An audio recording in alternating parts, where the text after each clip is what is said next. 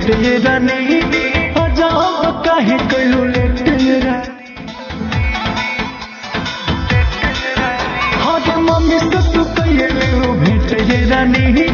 अजब काहे कइलू लेट ये रानी नैहरे में पहिले होता कहतिया माई करे के बरत बनी यही से जुगड़